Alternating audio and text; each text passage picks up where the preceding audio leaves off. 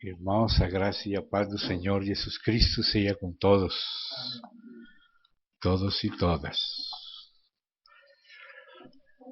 Recebam saudações dos irmãos de Colômbia e também de vários lugares aqui do Paraná e de Mato Grosso do Sul que sabiam que passaríamos por aqui e enviaram saudações. Então recebam essas saudações de comunhão de vários lugares aqui mesmo de Brasil também.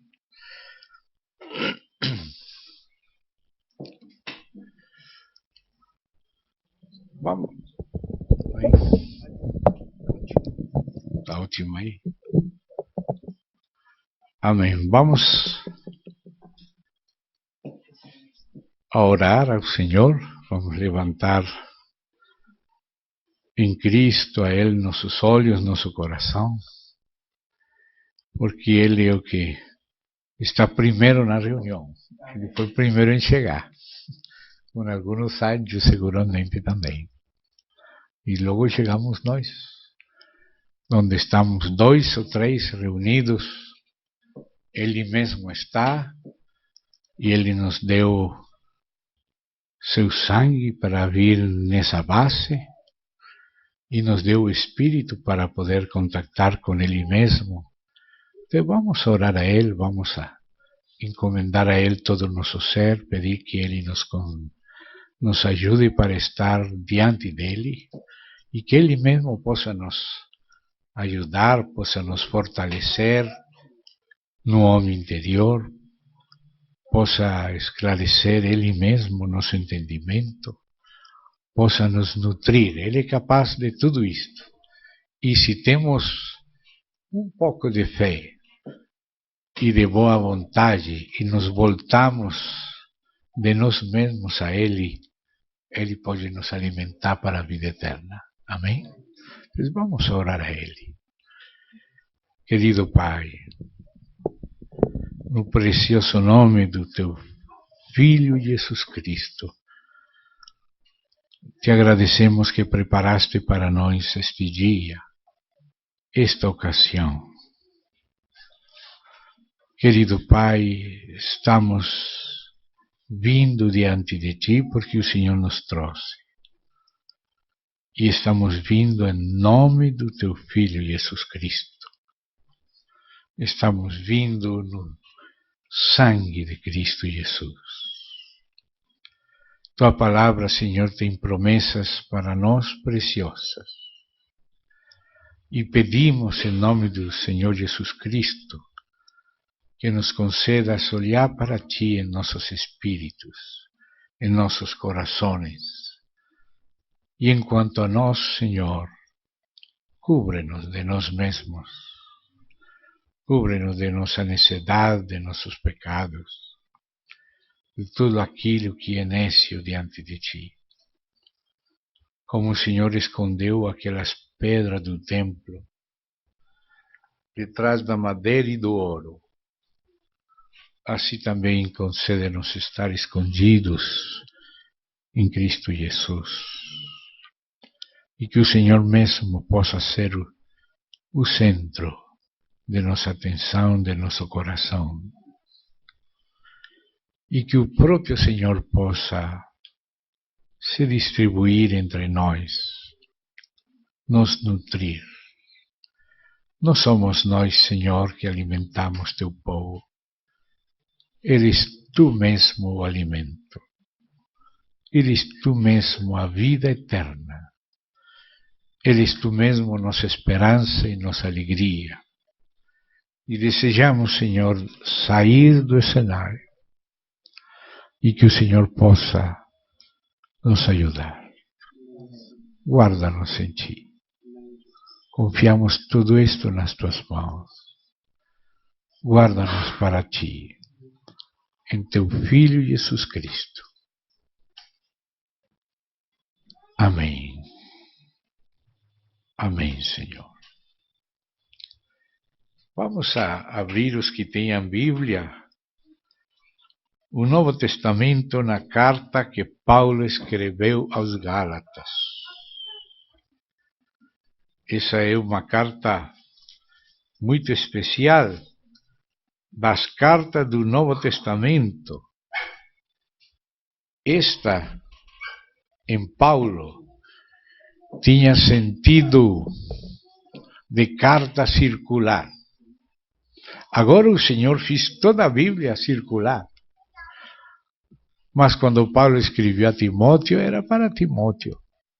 Aunque Deus usou para todos nós até hoje. E quando escreveu para Filemão, a intenção de Paulo era falar para Filemão. Depois, quanto se surpreenderia Paulo quando viu que o Senhor tomou essas cartas tão personais, tão particulares, e introduziu no livro dele, inspiradas por ele.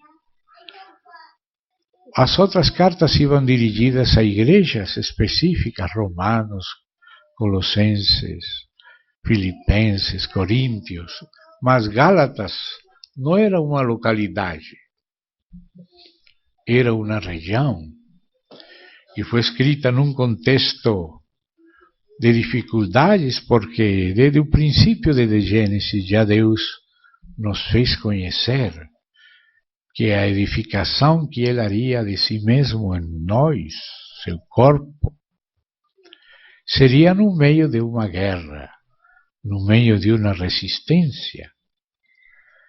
E Ele faz conhecer isso a nós desde o princípio em Gênesis, quando diz: façamos o homem à nossa imagem, conforme a nossa semelhança, e domine. Mas coloca esse domínio numa jurisdição onde já estavam os inimigos, o diabo e seus anjos caídos. E aí o Senhor fala dessa edificação, façamos o homem, e fala também dessa guerra, de exercer domínio num contexto onde já estava o inimigo. E assim tem sido desde o começo. E esta carta de Paulo aos Gálatas é uma carta nesse contexto de edificação no meio da guerra. E ele responde muitas inquietações. Realmente Deus moveu a Paulo para escrever esta carta circular, que já no próprio interesse de Paulo era circular, igrejas da Galácia. E dizia que aquele que guardasse isto, a paz seja sobre ele. Olha como fala no final, lá no capítulo 6. Ele disse aí no capítulo 6, verso 16: e a todos os que andem conforme a esta regra, o cânon. Me perdoem que eu estou passando para o portunhol, oxalá fosse o português, mas sei que é só portunhol, de Reina e Valera em castelhano. Assim vocês podem comparar, conferir. Não vou ler rápido, senão para que vocês possam comparar. A todos os que andem conforme a este cânon, diz o original grego.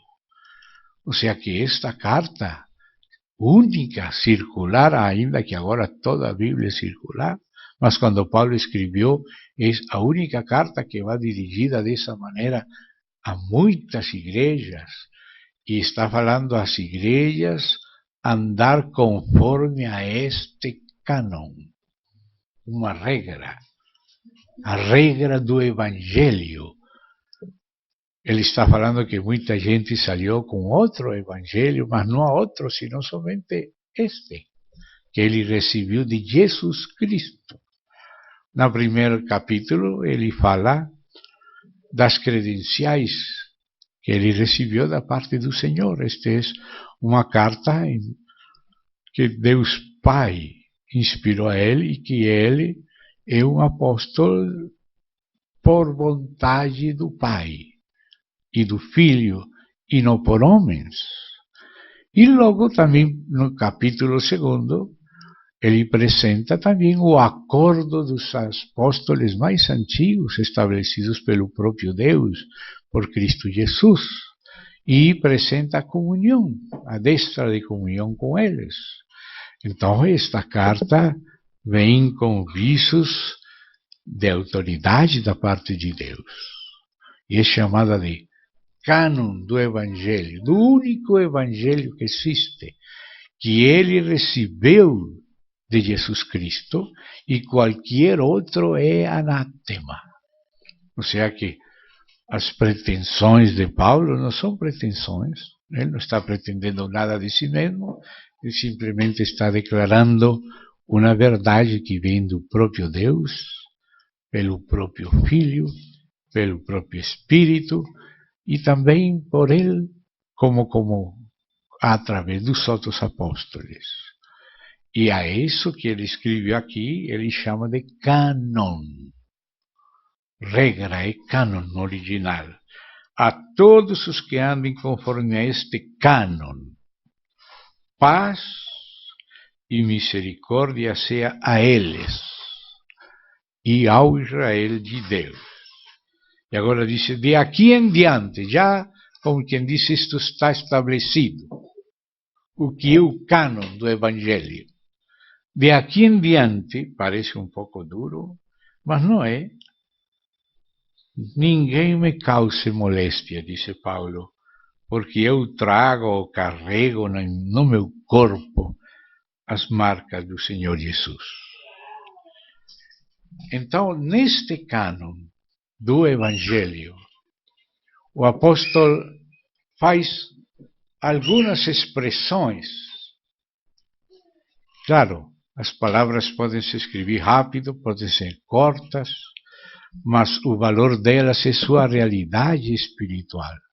Essas frases-chave de Paulo se referem a realidades espirituais que vieram a nós como um presente de Deus em Cristo, pelo Espírito, pela Escritura e pelo corpo de Cristo.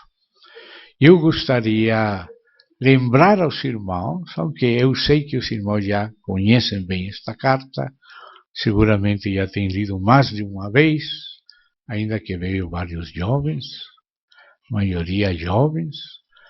De todas maneiras, o encargo que recebi para esta noite é sublinhar algumas expressões curtas, mas que seu conteúdo é imensamente grande e significativo.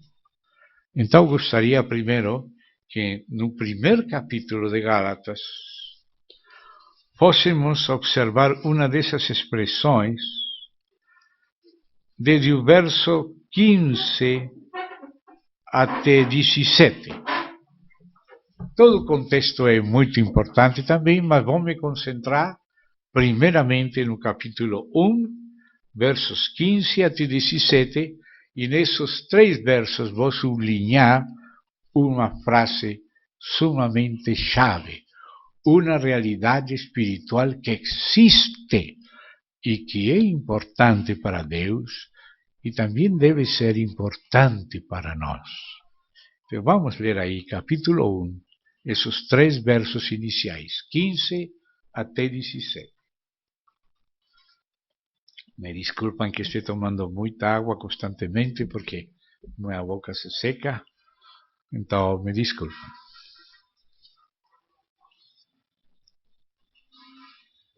Diz assim: mas quando agradou a Deus, que me afastou desde o ventre da minha mãe e me chamou pela sua graça, revelar seu Filho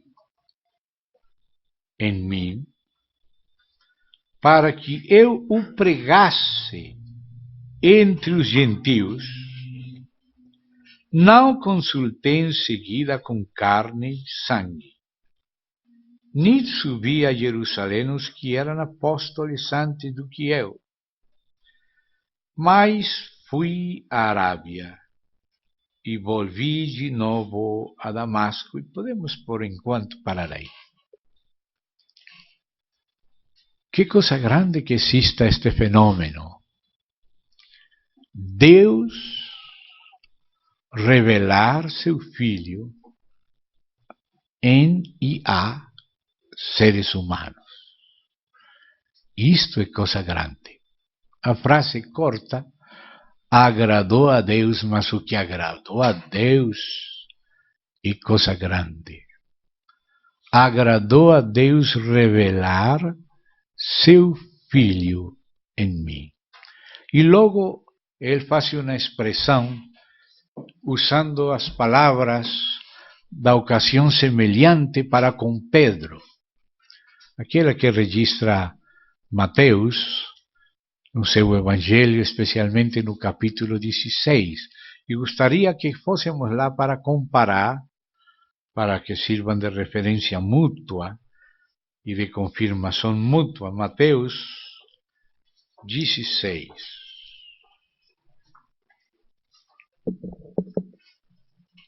Verso 13 e seguintes. Vindo Jesus à região de Cesarea de Filipo, perguntou a seus discípulos, ou seja, ele foi, mas não foi sozinho.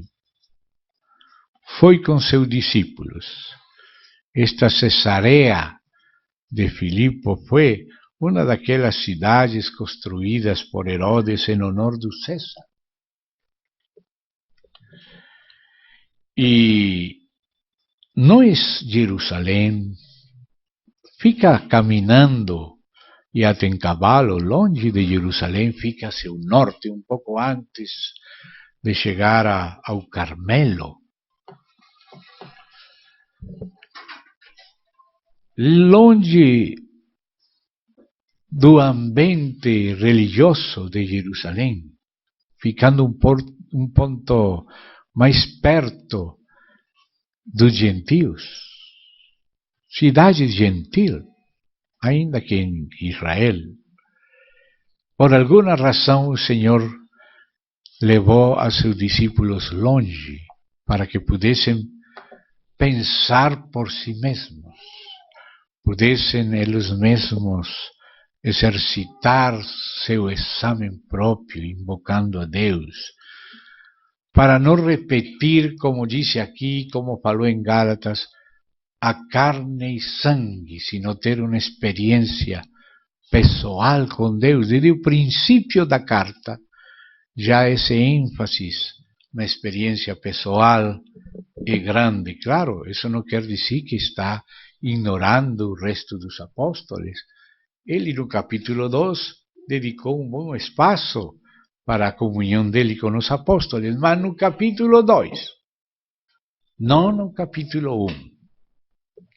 O capítulo 1 diz: Pablo, apóstolo, não de homens, nem por homem, sino por Jesus Cristo, e por Deus o Pai, que lo ressuscitou dos mortos. E claro, ele não estava sozinho. E todos os irmãos que estão comigo. Esse já é o verso 2. Mas o verso 1, vemos a parte de iniciativa. Primeiro do Pai, junto com o Pai, do Filho. Essa iniciativa de Deus, essa eleição de Deus, esse agir de Deus, do qual Paulo fala nesta epístola, do agir de Deus, aquele que agiu em Pedro, agiu também em mim. O agir direto de Deus, a mão direta, o sopro direto, o Espírito direto do Pai pelo Filho. A revelação direta. Então disse aí isso, hein? Apóstolo não de homem, nem por homem. A origem e o meio foi direto testamento. Ele não era dos 12 apóstolos, mas foi um dos apóstolos edificadores do corpo de Cristo, que também foram enviados por Deus além dos 12 primeiros. Os 12 primeiros eram apóstolos do Cordeiro, testemunhas do ministério do Cordeiro, desde João Batista até a Ascensão. Isso era o trabalho dos 12, ver, ouvir, tocar e então dar testemunho do que temos visto, do que temos ouvido, do que temos palpado com nossas mãos. Esse era o trabalho dos 12 apóstolos do Cordeiro. Mas o Novo Testamento não somente fala destes 12. Aparece Jacobo justo, por exemplo, nesta epístola aos Gálatas, nos poucos versos depois deste que estamos lendo, verso 19. Esse Jacobo apóstolo não é Jacobo filho de Zebedeu, nem filho de Alfeu, sino Jacobo justo irmão de Jesus, de Judas Tadeu Leveu, irmão também de Simeão e de José, e de duas irmãs que não aparecem no Novo Testamento seus nomes, mas que aparecem na história da igreja primitiva, Lídia e Lícia. Mas estou falando agora, sim, Tiago, mas é Jacobo o nome dele, não? Então estou usando Jacobo para que seja conhecido, não? E Lícia e Lídia não aparecem aí no Novo Testamento, mas aparecem na história da igreja primitiva. Mas entre esses aparece Jacobo, o justo, ou Tiago, o justo, como apóstolo, não dos 12. Bernabé e Saulo, ou Paulo, mas Paulo mesmo em Romanos faz menção de outros 2 que eram parentes de Paulo e eram em Cristo antes que Paulo, e seguramente que oravam por Paulo, e que Paulo disse que eram muito sobressalentes entre os apóstolos, não os 12, sino os demais apóstolos edificadores do corpo de Cristo. Vocês podem ver eles aqui em Romanos, capítulo 16. Quem desejar, então diz aí, no versículo 7 de Romanos 16, saudade a Andrônico e a Júnias, meus parentes e meus companheiros de prisões, os quais são muito estimados, não pelos, sino entre os apóstolos, e que também foram antes de mim em Cristo. Então já estamos vendo Jacobo, o justo, o Tiago, o justo. Estamos vendo também a Bernabé, a Paulo, a estes 2 anteriores ao próprio Paulo, Andrônico e Júnias, outros companheiros de Paulo, também chamados de apóstolos, como Silvano, que é Silas, Timóteo, também Tito. É um equipo de apóstolos edificadores do corpo, do qual Paulo era parte também. Então, voltando para Gálatas, ele diz: Paulo, apóstolo não de homens, nem por homens. Ou seja, que quem se reserva o direito de enviar e de revelar é o próprio Deus, pelo próprio Senhor Jesus Cristo. E claro que eles são dirigidos pela única cabeça do corpo, os distintos equipes que o Senhor formou, distintos equipes, como os apóstolos por um lado, estes 12, para os judeus, e como esta outra equipe de Paulo, de Bernabé, de Tito, Timóteo, Lucas e os companheiros por outro lado, ou como também Apolos e Zenas por outro lado, assim como aquele tabernáculo tinha vários pedaços de tenda que eram entrelaçados entre si, uns por um lado, outros por outros, até por fim entrelaçar 5 por um lado, 5 por outro, e logo até os mais contrários entrelaçar para formar só uma tenda. Paulo foi treinado pelo Senhor para entrelaçar tendas físicas que servem de tipologia para a tenda de Deus, o tabernáculo de Deus, que é o corpo de Cristo. Mas o corpo de Cristo era entrelaçado por diferentes cortinas, primeiro de azul, de carmesí, de púrpura, de lino fino, e depois outras exteriores, mas as interiores eram estas. E eram entrelaçadas por laçadas 50, número de Pentecostes, do Espírito. 50 laçadas de azul entrelaçavam cortinha com cortinha por acá, por lá.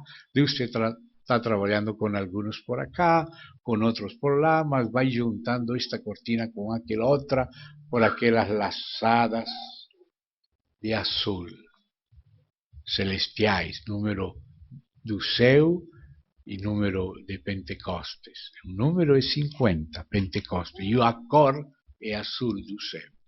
Então, o Espírito que provém do céu é aquele que vai juntando as cortinas da tenda de Deus, que é o tabernáculo, que é a casa de Deus e é somente um tabernáculo. O corpo de Cristo é um tabernáculo só. E é o próprio Espírito que vai entrelaçando uns com os outros para descobrir que somos um mesmo corpo e que o que nos faz corpo é participar em comum com Jesus Cristo. Nós somos corpo porque temos um mesmo ponto de vista em todos os assuntos doutrinais. O que nos faz corpo é ser membros de Cristo, ter verdadeiramente recebido o Senhor Jesus Cristo, ter sido limpados e comprados pelo sangue do Senhor Jesus Cristo, ter sido regenerados pelo Espírito de Cristo. E é o Espírito de Cristo mesmo e direto que nos batiza num corpo. E cada filho verdadeiro ou filha de Deus nasceu dentro do corpo. Com o corpo de Cristo não podemos afiliar-nos nem desafiliar-nos. Temos que nascer dentro.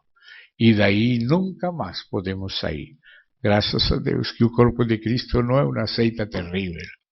Não é alguma seita satânica ou algum grupo que ameaça com a morte, assim tipo maçons, que colocam a espada aqui ou aqui, dizem, se você sai, dizem nossos segredos, vamos matar você. E, graças a Deus, no corpo de Cristo nascemos dentro dele. Não nos afiliamos. Quando nascemos de Deus, já somos membros dele e da família dele. Não precisamos outro ingresso, nem outro requisito para ser membro do corpo de Cristo, sino ter recebido a Cristo mesmo, ter sido limpados pelo seu sangue e regenerados por seu Espírito. E já nascemos dentro. E aí dentro nos encontramos com todos os que também são comprados por Cristo. Todos, sem exceção. Se alguém for comprado por Cristo e regenerado pelo seu Santo Espírito, está no mesmo corpo e está na mesma família, e não poderemos nos separar, ainda que gostaríamos na carne. Irmão, olha seu irmão, os que estão aqui e os que não estão. Se eles nasceram de Cristo, estão dentro do único corpo. Se nós também estamos no mesmo corpo e na mesma igreja, e não podemos escapar da igreja e mudar de igreja, porque não há duas igrejas. No sentido universal, é uma. E essa igreja universal que está numa cidade é a igreja do Senhor Jesus. Não de algum apóstolo, não de algum pastor. Na Bíblia não há igrejas de pastores. Não há igrejas de apóstolos. Isso seria uma divisão. O Senhor proíbe a igreja de Paulo, a igreja de Cefas, a igreja de Apolos. São ministros diferentes, mas não têm direito de ter igreja deles. E nenhum apóstolo, nenhum pastor tem direito de ter uma igreja própria. Quando a igreja nasceu em Jerusalém, era a igreja de Deus. Lá estava Pedro, mas não temos nenhum versículo que fale da igreja de Pedro. Lá estava Lucas, que quando veio de visita, e os apóstolos dos 12 que estavam lá em Jerusalém não tinham cada um uma igreja. O Senhor tinha toda a igreja. Em Antioquia também, Manaém não tinha uma igreja, e Bernabé outra, e Saulo outra. A igreja era do Senhor que estava em Antioquia, e todos eles serviam ao Senhor na igreja de Antioquia, segundo o Senhor, o Espírito, e a palavra e a comunhão do Espírito no corpo único. Essa é a igreja. Se não, seríamos uma secta de Gino, de Altivez, de qualquer de nós. Deus nos guarde de ter nós uma igreja de ovelhas roubadas ao Senhor. Nós não podemos tomar as ovelhas do Senhor para nós. Podemos servir ao Senhor e às suas ovelhas naquilo que Ele determine. E até onde Ele queira e até onde os irmãos nos suportem. Mas a igreja não é nossa. A igreja é de Deus Pai e de nosso Senhor Jesus Cristo e do Espírito Santo, e a ela pertencemos todos os filhos de Deus. Se há alguém que nasceu de novo, porque foi comprado também pelo sangue de Cristo, já é da igreja do Senhor Jesus. E se nosso Pai gerou algum filho ou alguma filha, goste eu ou não goste, é meu irmão e a minha irmã. E temos só uma cabeça, que é o Filho de Deus, dirigidos pelo Espírito Santo. Então, Paulo, aqui dessa primeira parte de Gálatas, ele apresenta essa primeira credencial. Primeiro, que foi o próprio Deus, seu Filho, não por homem, nem de homem, sino do próprio Deus. Mas não está isolado. Também todos os irmãos que estão com ele. Amém? E depois fala para a igreja, e depois fala do evangelho, e diz que não há outro evangelho. Nem sequer ele tem direito de chegar e irmãos, vou ter que modificar o evangelho, porque não tem direito Paulo de modificar o evangelho, porque o evangelho não é de Paulo, chegou a ser de Paulo, mas foi dado por Jesus Cristo. O evangelho é de Deus, acerca de Jesus Cristo, como dizem Romanos. O evangelho de Deus, acerca de Jesus Cristo. E agora Jesus Cristo, em nome do Pai, envia o Espírito Santo, envia os apóstolos, envia a igreja em geral, única, não universal, abrangendo a todos os filhos de todas as épocas e lugares, e que aparece em cada lugar onde 2 ou 3 irmãos aparecem, aí está a igreja. E se são 10, aí está a igreja. E se são 1000, aí está a igreja. E são 5 grupos de 3000, essa é a igreja nessa cidade. Os que são de Cristo, a igreja não porque ela entenda que é, sino porque é da parte de Deus. Não é o que ela disse de si mesma o que vale, sino que o Senhor disse dela. Isso que é a verdade. Isso que nós temos que guardar e ver. O que disse o Senhor da sua igreja? Que está composta de todos os seus filhos. Isso é o que é. Tudo que vá contra isso, vá contra o coração do Senhor e dos irmãos. Temos que respeitar ao Senhor e a sua igreja. Então, depois, Paulo, que fala também que só um evangelho e que nem sequer um anjo do céu, nem Paulo, nem os outros apóstolos podem mudar o evangelho, porque esse evangelho não é de Paulo nem de nenhum anjo. Aunque viesse o arcanjo Miguel querer mudar o evangelho, vamos ter que dizer, vai embora Miguel, agora você já é um herege. Seja anátema Miguel. Claro que acho que Miguel não vai fazer isso, não? Mas se fizesse, teríamos que expulsar Miguel.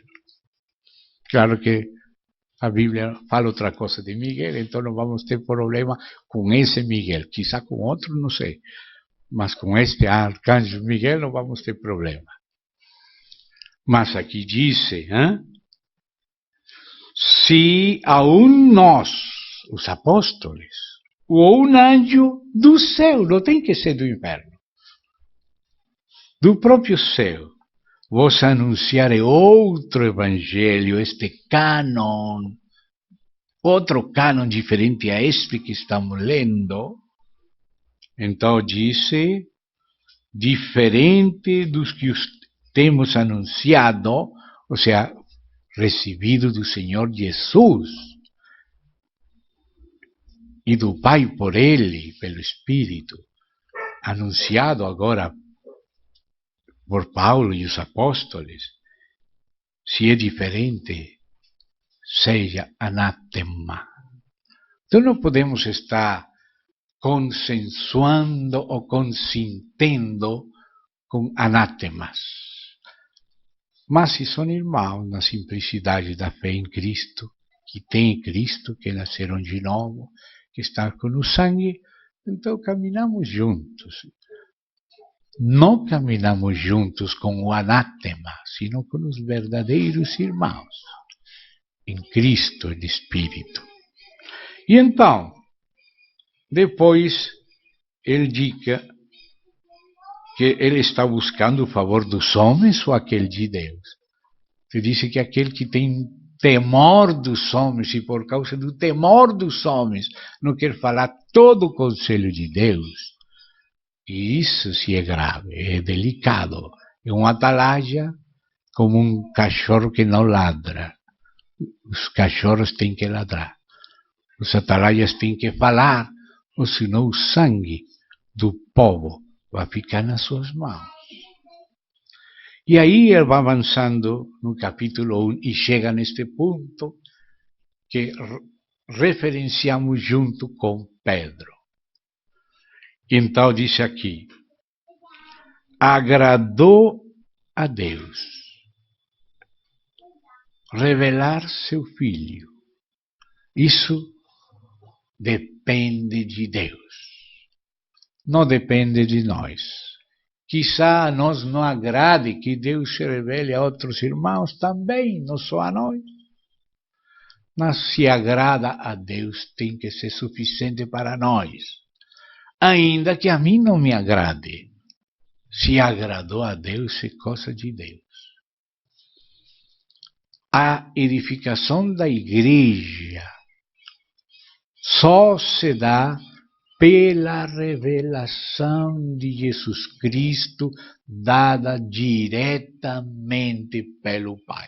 Claro que pode haver testemunho de outros e temos que ouvir-nos uns aos outros, mas cada um tem que ter uma experiência direta de revelação do Filho da parte de Deus. Lá em Mateus 16, onde fomos lá em Cesareia de Filipos, que foi naquela ocasião que Jesus perguntou, que dizem os homens? Quais são as opiniões humanas? Porque os homens têm mente, têm opiniões, então existe um mundo mental humano, incluso acerca de Jesus de Nazaré. E Jesus perguntou primeiro pela opinião dos homens. E logo, como se os seus discípulos não fossem homens, sim, são homens igual que todos, mas com uma grande diferença. Ao receber a Cristo, nasceram de novo e agora são filhos de Deus, não nascidos de carne nem sangue, que menciona Paulo, como menciona Jesus. sino nascidos de Deus, do Espírito. Eles não estão repetindo alguma fórmula teológica de algum seminário. Tem muitos seminários, muitas contradições, até os que falam que o Papa tem a última palavra. Irmão, poderia mostrar uma lista de contradições entre papas. Já escrevi uma monografia acerca disso, e até o Espírito Santo falou, basta, Giagino, para aí, já pronto. Tantas contradições, que o Espírito me indicou terminar rápido aquela monografia. Então aqui é uma revelação. Agradou a Deus revelar seu Filho em mim. Como também falou isso com Pedro. Bem-aventurado eles, Pedro. Essa resposta você não aprendeu com Gamaliel, não aprendeu com Hillel, com Shammai, não aprendeu em nenhuma escola rabínica. Meu Pai te revelou quem sou eu, Jesus Cristo. E agora diz, eu também te digo, o Pai revelou o Filho e o Filho revelou a Igreja. Eu te digo que tu és uma pedra, e não sobre ti, sobre esta rocha que você acaba de confessar. Deus revelou a você, meu Pai revelou quem sou eu, Jesus, o Filho de Deus. Jesus disse que quando viesse o Espírito Santo, ele glorificaria o Filho. O primeiro que haria o Espírito Santo é nos abrir os olhos acerca de Cristo, em todos os aspectos de seu ministério anterior à encarnação, como esfera do reino do Pai, quando não tinha nem serafines, nem querubines, nem céu, nem anjos, porque só a Trindade divina eterna, antes de criar a esfera do reino, era o Filho. Por isso me ama o Pai, porque eu sempre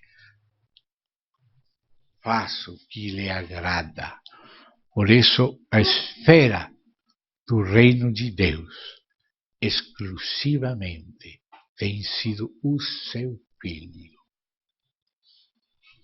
Então, aquele que vive no seu Filho, porque Deus criou no Filho, com o Filho, pelo Filho e para o Filho, como começou nosso irmão aí em Romanos 11:36, onde começou desde 33. Tem que ser dele, por ele e para ele. Essa é a esfera do reino. E isso tem sido sempre o Filho. Agora Deus quis que esse Filho fosse primogênito e não só unigênito entre muitos irmãos.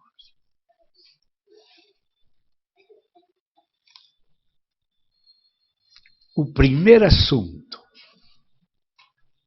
quis ou se agradou de revelar seu Filho. Revelação acerca do Filho. Essa é a base da edificação da igreja. Jesus falou para Pedro,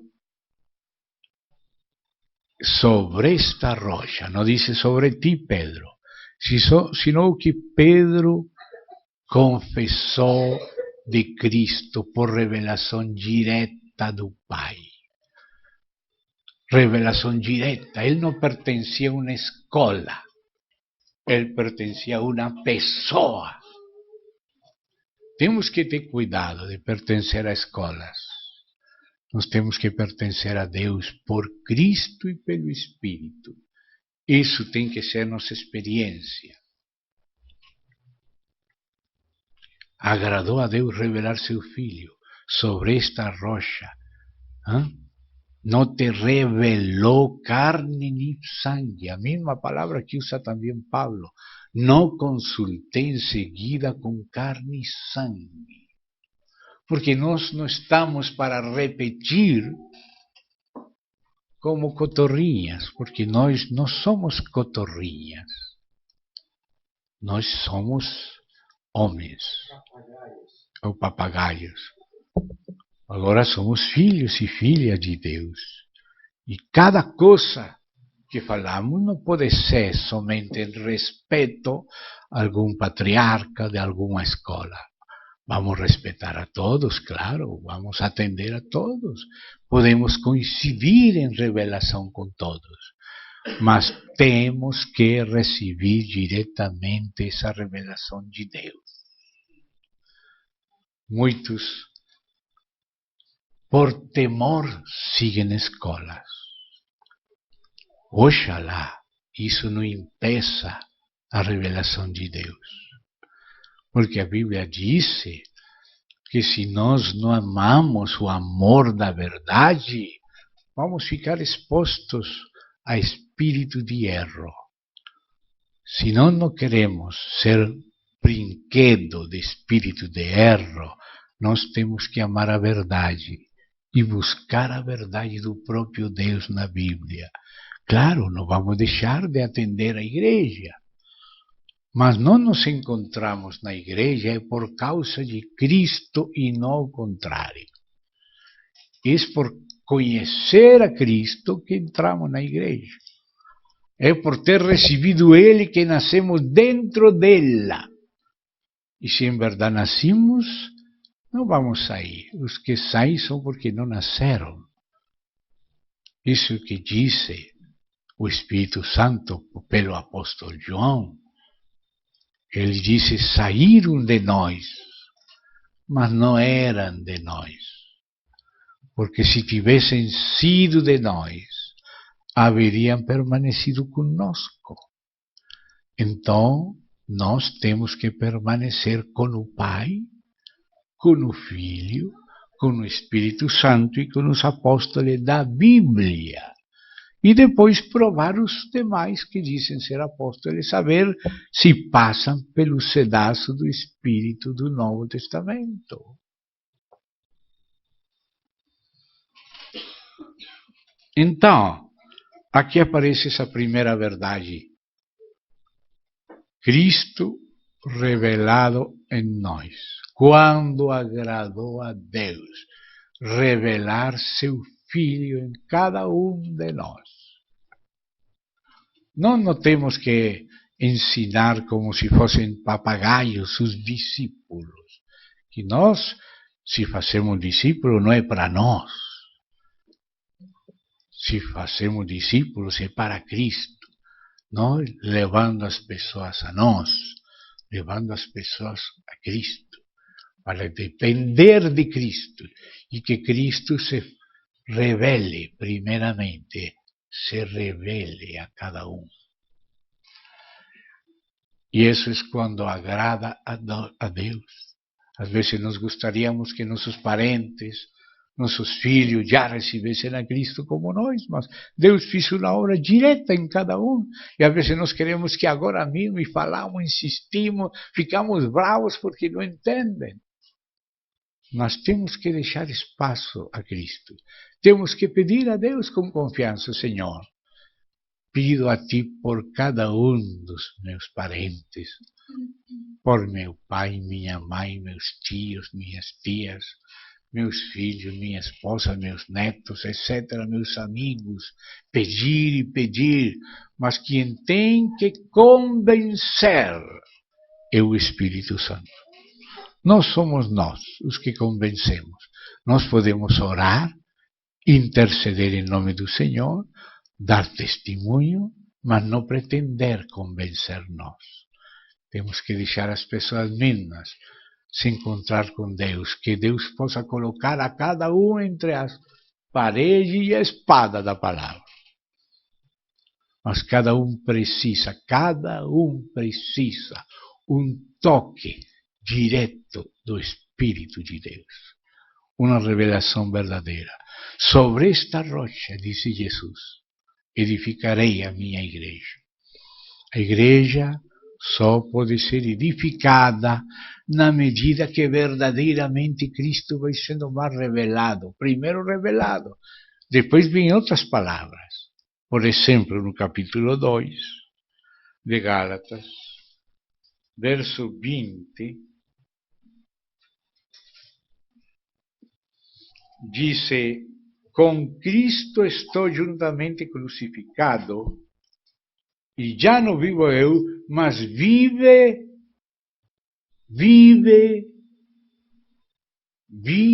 Cristo en mí. Oh, qué cosa. No solamente revelado, mas viviendo, habitando en nos. Qué cosa grande esta. Que Cristo no solamente se revela a cada um dos seus, sino que se revela para morar, para permanecer, para habitar dentro de nós, que não merecemos, que nunca mereceremos, que nunca faremos nada para merecer ou para pagar, nunca poderemos pagar. Mas Ele nos amou e quer viver em nós. Não somente quer se revelar para viver. E a terceira coisa é que quer viver para se formar. Isso está aí, se você quer passar, capítulo 4, verso 19. Filhinhos meus, por quem volto a sofrer dores de parto, até que Cristo seja formado em vós. Outra palavra imensa. Cristo revelado, Cristo vivendo em nós, e nós vivendo pela fé, não só no Filho, sino do Filho, como Gálatas 2:20 também completa, que não li tudo. Cristo vivendo em nós, e a vida que agora vivemos na carne, a vida que vivemos nesta carne, nesta terra, vivemos pela fé do Filho. Outra coisa imensa. Essas são realidades espirituais do maior valor. Cristo de verdade, o Espírito e verdade se revelando a nós, e a igreja sendo edificada por cada vez maior conhecimento espiritual, experimental de Cristo. De Cristo, em todos os aspectos, como falamos, não somente aqueles de antes da fundação do mundo, sino aquele ministério terrenal de Cristo, despojamento de Cristo, a revelação de Deus por Cristo, a vida humana de Cristo perfeita, a morte de Cristo, a revelação de Cristo, a ressurreição de Cristo, a ascensão de Cristo, a intercessão de Cristo, a revelação de Jesus Cristo, que é o Apocalipse, que às vezes queremos nos desentender do Apocalipse e ficar com Cristo. Mas como vai ficar com Cristo sem Apocalipse? Se Apocalipse é a revelação de Cristo, do ministério celestial de Cristo, a destra do Pai, abrindo selo por selo, o mesmo Cristo da eternidade, o mesmo Cristo da revelação, da criação, da encarnação, da redenção, da ressurreição, da ascensão, da intercessão. É o livro, o Cristo do livro dos 7 selos, o Cristo das 7 trombetas, o Cristo das 7 taças, o Cristo do juízo final, não só do tribunal de Cristo, sino também o juízo das nações e do grande trono branco, antes e depois do milênio. O Cristo da Nova Jerusalém. Esse é o Cristo da revelação de Jesus Cristo. Todo Apocalipse é a revelação de Jesus Cristo, e essa revelação de Jesus Cristo está dividida em 3 partes. Escreve João as coisas que viste, que é o Cristo glorificado. Isso foi o que ele viu no capítulo 1, o Cristo com uma espada na boca, com cabelo branco como juiz, com um cinto no peito como sacerdote, não um cinturão, sino no peito. O cinturão no peito. E outros detalhes do Cristo glorificado. A revelação de Jesus Cristo tem uma parte do que João viu. Que viu? Todas as credenciais de Cristo que ele apresentaria às igrejas em suas distintas necessidades e desafios, primeiro todas juntas no Cristo glorificado, que é a primeira visão introdutória do Apocalipse de Jesus Cristo. Apocalipse não é só Apocalipse. Apocalipse é a revelação de Jesus Cristo, que começou em Gênesis, mas termina em Apocalipse. Se você joga fora Apocalipse, vai ficar como uma novela de Kafka. Alguns que têm ouvido quem foi Kafka, um escritor judeu tcheco, ou tchecoslovaco, de Praga, existencialista que escrevia novelas como A Metamorfose, O Castelo, O Processo e outras, e contos. Seu estilo era muito característico porque ele começava a desenvolver uma novela. Quando terminava o livro, a novela não terminava. A história não terminava. Terminava de escrever, mas não se resolveu nada. Uma novela era O Castelo. Ele tinha que fazer trâmite num castelo e passar por uma primeira escritório e tinha que dar volta para lá, que não era para lá, mas este não era válido, assim, deu voltas, em trâmite, terminou a novela e não terminou o trâmite. Assim são as novelas de Kafka. O processo, ele estava num processo, estavam processando ele e não sabia por que processavam. Toda a sua vida se sentia acusado pela consciência e não sabia por quê. Quando termina a novela, não termina o processo, não se resolve nada. Graças a Deus que a Bíblia não é uma novela de Kafka. A Bíblia se aquivela. As novelas é melhor novelas, mas a Bíblia é melhor se vela. A Bíblia se tem final. A Bíblia se tem conclusão. Toda a Bíblia não teria sentido sem conclusão. Mas a conclusão da Bíblia é Apocalipse. E que é Apocalipse? A revelação de Jesus Cristo. Primeiro, aquele aspecto cristológico mesmo puro, o Cristo glorificado. Mas o Senhor falou, João, não somente vas escrever a primeira parte, as coisas que viste de Cristo glorificado, também vas escrever as coisas que são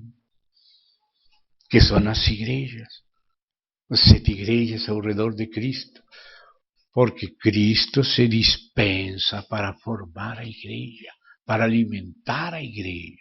As coisas que são aquelas que viu João no capítulo 2 e 3, que são as igrejas, 7 igrejas históricas, mas dentro de uma profecia, para falar a todas as igrejas do mundo, porque o que o Senhor fala para uma igreja, o Espírito Santo usa para falar a todas. Assim que se você não gosta do Apocalipse, Deus não vai poder falar muitas coisas com você que Ele fala às igrejas em Apocalipse. O Filho de Deus fala para a igreja em Tiatira, mas ouça o que o Espírito fala para todas as igrejas quando Ele fala para Tiatira. Você não pode dizer, isto é para Tiatira, isso não tem a ver comigo. Escute a última parte. O Espírito fala a todas as igrejas.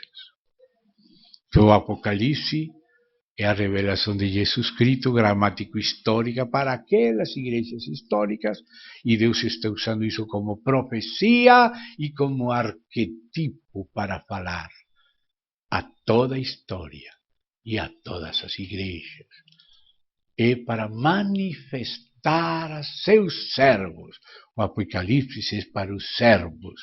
Os que são servos leem escutam e leem e guardam as coisas nela escritas.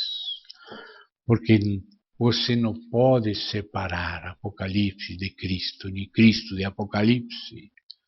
Porque Apocalipse é a revelação de Cristo. Não pense que Apocalipse trata só de chifres e de cavalos. Sim, tudo isso aparece e temos que atender.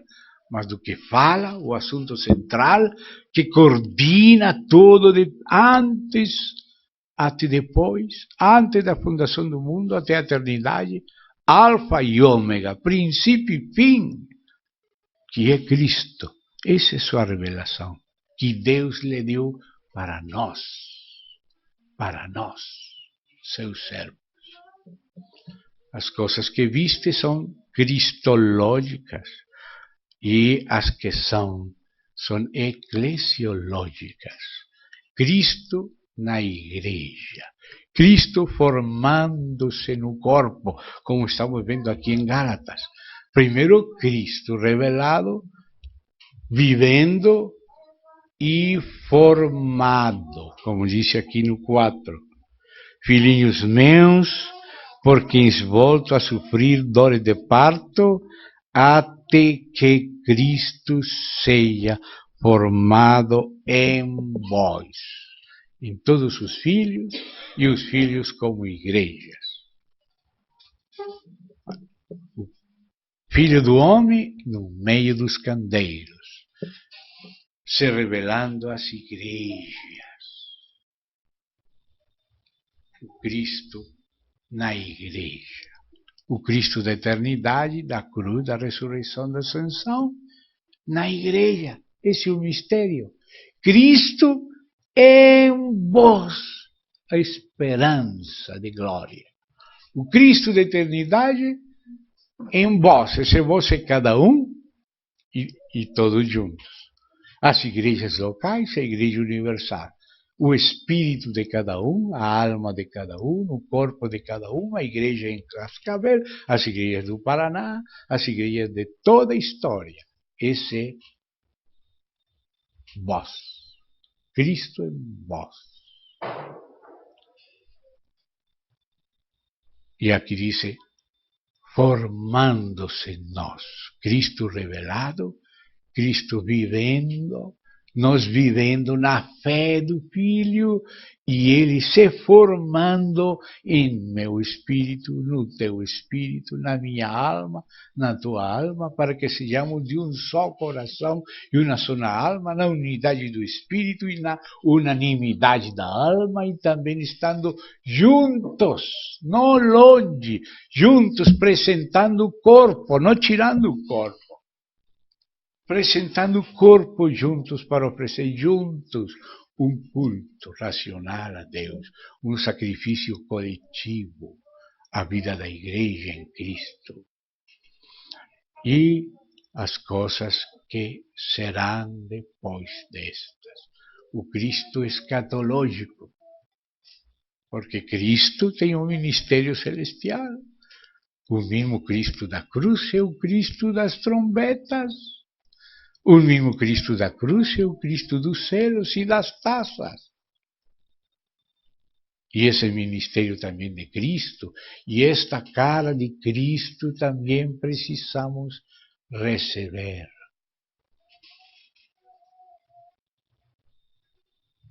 Ou não? Você que diz. Estou enganando você? Não com a cruz. Examine com Cristo e com a Bíblia. Eu não tenho interesse em enganar vocês porque eu quero amar a Cristo. Não quero enganar as suas ovelhas, não. Eu quero seguir a Cristo com todos os meus irmãos. Você tem que examinar e até me examinar a mim e até me expulsar se necessário. Mas a revelação de Jesus Cristo consta de 3 partes. O que viste, as coisas que viste, as coisas que são e as coisas que virão depois destas. E que é a revelação de Jesus Cristo. Cada capítulo de Apocalipse é uma revelação de Jesus Cristo.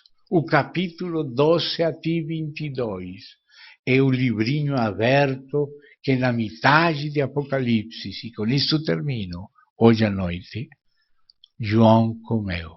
Como Ezequiel 48 comeu aquele rolo, e depois de comer aquele rolo começou a profetizar 48 capítulos. Assim também João já tinha se tocado a 7ª trombeta que consuma o mistério, mas João, no princípio, antes de começar os selos, as trombetas, esse livro estava fechado. Mas agora já chegamos no capítulo 10, já abriu os 7 selos, só vai tocar a última trombeta. Já agora o livro está aberto. Agora este livro aberto tem que ser comido para profetizar de novo sobre muitas tribos, línguas, nações, povos.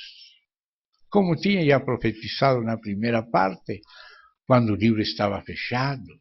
Agora que está aberto, tem que comer e profetizar de novo. Colocar o ponto final da revelação divina, que é Cristo. Então, Apocalipse 12, que volta a começar de Gênesis, com aquela mulher, aquela serpente, aquele semente da mulher, aqui filho varão.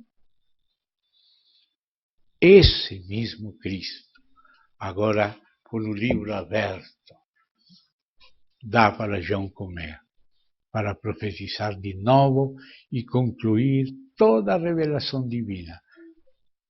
Todo o drama, porque não é uma novela de Kafka, é o drama da realidade. Agora aquele livrinho aberto, que foi que comeu João e que profetizou de 12 a 22, Apocalipse 12 a 22 é o livro aberto que ele comeu e profetizou de novo. Essa é a cerecinha acima do bolo, que termina toda a revelação. Então, hoje nos detivemos mais nesse aspecto de revelação, mas temos incluído Cristo vivendo em nós, e nós vivendo nessa carne, vivendo pela fé do Filho, e também ele se formando em nós. Vou concluir em algo sem pregar, só lendo. Filipenses, capítulo 1, verso desde 19 em diante.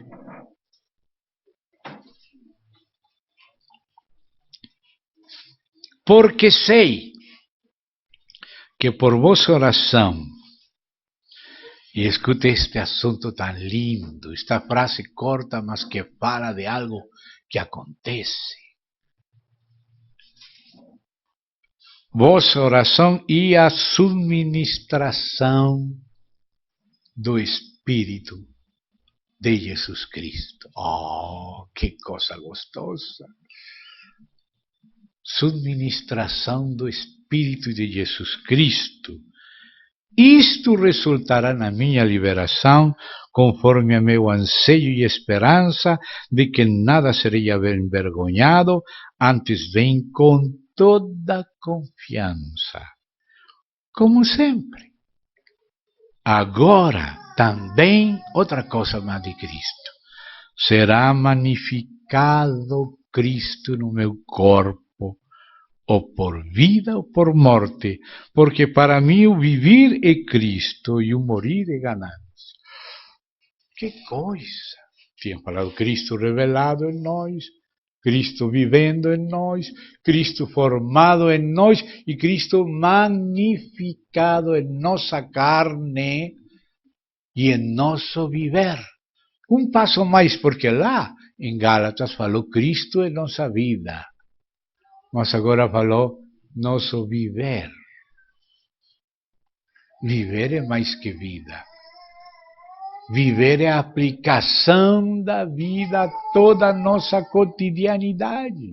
Nós que somos fracos, que não temos nada e não temos, Cristo não somente é nossa vida, Ele pode ser nosso viver também.